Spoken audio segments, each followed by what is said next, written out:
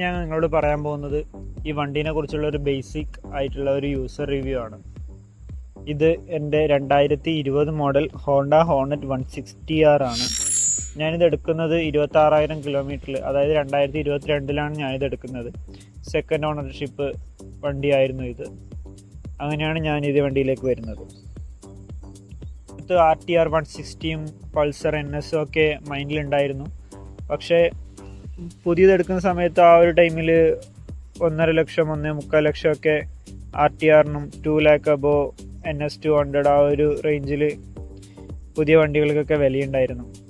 അതേ സമയത്താണ് ഞാൻ ഓൺലൈനിൽ ഫേസ്ബുക്ക് മാർക്കറ്റ് പ്ലേസിൽ നോക്കുന്ന സമയത്ത് ഈ ഒരു വണ്ടി കാണാനിടയായത്. ഞാൻ ഒരു ബേസിക് ചെക്കപ്പും കാര്യങ്ങളൊക്കെ നടത്തി. ഫോർ ലൈക്ക് ടയർ എന്തെങ്കിലും ക്രാഷിൻ്റെ ലക്ഷണങ്ങൾ കാണുന്നുണ്ടോ, ഫോർക്ക് സീൽ ലീക്ക് ഉണ്ടോ, എൻജിൻ സൗണ്ട് നോയ്സ് കാര്യങ്ങൾ അങ്ങനെയൊക്കെ എന്തെങ്കിലും ഉണ്ടോ എന്നൊക്കെ തന്നെ നോക്കിയിട്ടായിരുന്നു വണ്ടി എടുത്തിട്ടുണ്ടായത്. അപ്പോൾ അതൊക്കെ ക്ലിയർ ആയിരുന്നു. ഫ്രണ്ട് വീൽ കുറച്ച് ഓടിത്തീരാനായതായിരുന്നു. അത് സ്റ്റോക്ക് ടയർ ആയിരുന്നു ആ സമയത്ത് അതിലുണ്ടായിരുന്നത്. ആ സമയത്ത് തന്നെ ഞാനത് എടുത്തിട്ട് വിത്തിൻ 1 വീക്ക് തന്നെ ഞാനതൊരു പുതിയ ബ്രാൻഡ് ന്യൂ ടയറിലേക്ക് മാറ്റുകയും ചെയ്തായിരുന്നു. ഈ ബൈക്കിനെ കുറിച്ച് നമുക്ക് പറയാൻ പറ്റുമ്പോൾ ഒരു ഡെയിലി കമ്മ്യൂട്ടർ എന്നതിലധികം നമുക്ക് അത്യാവശ്യം സ്പോർട്ടി ആയിട്ട് സ്റ്റൈലിഷ് ആയിട്ട് തന്നെ ഉപയോഗിക്കാൻ പറ്റുന്ന ഒരു ബൈക്കായിട്ടാണ് നമുക്കിതിനെ കാണാൻ വേണ്ടി പറ്റുന്നത്. ഒരു സിംഗിൾ ചാനൽ ABSഉം ഡുവൽ ഡിസ്ക് ബ്രേക്കാണ് ഇതിൽ വരുന്നത്. അതുകൊണ്ട് തന്നെ നമുക്ക് നല്ല രീതിയിൽ കോൺഫിഡൻസും ഒരു 160cc എഞ്ചിൻ എന്ന രീതിയിൽ നല്ല രീതിയിൽ പവറും ഇതിൽ കൊടുക്കുന്നുണ്ട്.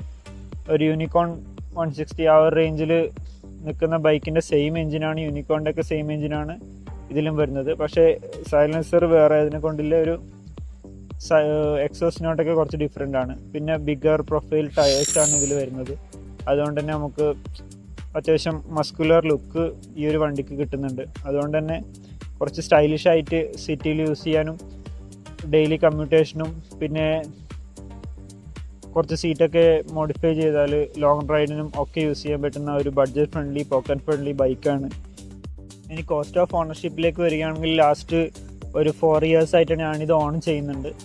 അപ്പം ഓൾമോസ്റ്റ് 30,000 ആ ഒരു റേഞ്ചിലാണ് എല്ലാ അപ് ടു പോയിൻ്റ് എല്ലാ മെയിൻ്റനൻസും ഞാനിതിൽ നോട്ട് ചെയ്തിട്ട് തന്നെ വെച്ചിട്ടുണ്ട്.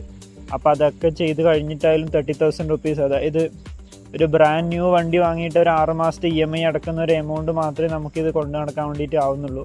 അത് ഞാൻ കൂടുതൽ ബാംഗ്ലൂർ ടു കേരള ബാംഗ്ലൂർ അതുപോലെ റോങ് റൈഡൊക്കെ ഫുൾ സ്പീഡിൽ നോൺ സ്റ്റോപ്പായിട്ട് ഡ്രൈവ് ചെയ്യുന്നൊരു രീതിയിലാണ് എൻ്റെ ഡ്രൈവ് വരുന്നത്. അതുകൊണ്ട് തന്നെ ചെറിയ രീതിയിലെ ടാപ്പറ്റ് നോയ്സ് അതുപോലുള്ള കാര്യങ്ങളൊക്കെ വരുന്നുണ്ടായിരുന്നു. അതൊക്കെ അപ് ടു ഡേറ്റ് ആയിട്ട് മെയിൻറ്റെയിൻ ചെയ്ത് കൊണ്ടുപോകുന്നതുകൊണ്ടാണ് എനിക്ക് കോസ്റ്റ് വന്നത്. നിങ്ങളൊരു ഡെയിലി കമ്മ്യൂട്ടറാണ്, ഡെയിലി ഓഫീസ് ടു ഹോം അല്ലെങ്കിൽ വീടിൽ നിന്ന് കോളേജിൽ പോയി വരുന്ന അങ്ങനെ ഒരു ഡെയിലി ഷോർട്ട് റൈഡ്സ് മാത്രമുള്ളവരാണെങ്കിൽ ഇത്രയൊന്നും മെയിൻ്റനൻസും കാര്യങ്ങളൊന്നും വരാൻ ചാൻസ് ഇല്ല.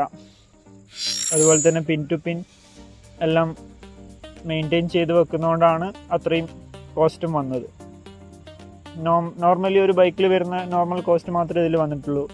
പിന്നെ C8ൻ്റെ ടയർ ഫ്രണ്ടിൽ അത്ര കോൺഫിഡൻസ് തരുന്നൊന്നുമല്ല. അതുകൊണ്ട് തന്നെ ഞാൻ ലാസ്റ്റ് അപ്പോളോൻ്റെ ട്രാംബ്ലർ എന്ന മോഡലാണ് വന്നിട്ടുള്ളത്. ഇത് അത്യാവശ്യം നമ്മൾ ഫ്രണ്ട് വീല് റോഡിൽ സ്റ്റേബിളായിട്ട് നിൽക്കുന്ന ഒരു ഫീല് നമുക്ക് തരുന്നുണ്ട്. നല്ലൊരു കോൺഫിഡൻസ് തരുന്ന ടയർ തന്നെയാണിത്. ബ്രേക്കിൻ്റെ കാര്യം പറയുകയാണെങ്കിൽ ബാക്ക് ബ്രേക്ക് അത്ര കോൺഫിഡൻറ്റ് തരുന്ന ഒരു ബ്രേക്ക് അല്ല ഇത്. ഞാനതിൻ്റെ ബ്രേക്ക് പാഡ് മാറി നോക്കി, ഫ്ലൂയിഡ്സ് ചേഞ്ച് ചെയ്ത് നോക്കി, എന്നാലൊന്നും അത്ര ഒരു കോൺഫിഡൻസ് തരുന്ന ബ്രേക്കല്ല. ഫ്രണ്ട് ABS ആയതുകൊണ്ട് അത് വെച്ച് നമുക്ക് അതിൻ്റെ ഒരു ഇതും കൂടി മാനേജ് ചെയ്ത് കൊണ്ടുപോകാൻ പറ്റുന്നതുകൊണ്ടാണ് ഇതിൻ്റെ ബ്രേക്ക് അത്ര എഫിഷ്യൻ്റാണെന്ന് ഞാൻ ഒരിക്കലും പറയില്ല. പിന്നെ ഫ്യൂൽ എക്കോണമി നമുക്ക് എങ്ങനെയായാലും ഒരു 50 kmpl മൈലേജ് നമുക്കിത് നീറ്റ്ലി തരുന്നുണ്ട്. ഒരു ബെറ്റർ ഡ്രൈവിംഗ് സ്റ്റൈലാണെങ്കിൽ നിങ്ങൾക്ക് ഒരു 55 വരെ അച്ചീവ് ചെയ്യാൻ ചെയ്യും. ഇതിൻ്റെ ഹെഡ്ലൈറ്റ് വിസിബിലിറ്റിയെക്കുറിച്ച് പറയുകയാണെങ്കിൽ ഹെഡ്ലൈറ്റ് അത്യാവശ്യം നല്ല മോശം തന്നെയാണ്. അതുകൊണ്ട് തന്നെയാണ് ഞാനൊരു fog lamp after market install ചെയ്തിട്ടുണ്ട്. പിന്നെ ഒരു ടൂറിങ് സേഫ്റ്റിക്ക് വേണ്ടിയിട്ടൊരു നെക്കിൾ ഗാർഡ് കൂടി ഞാനിതിൽ പ്രൊവൈഡ് ചെയ്തിട്ടുണ്ട്. പിന്നെ ബേസിക് ആയിട്ടുള്ളൊരു mobile holder, that is also important.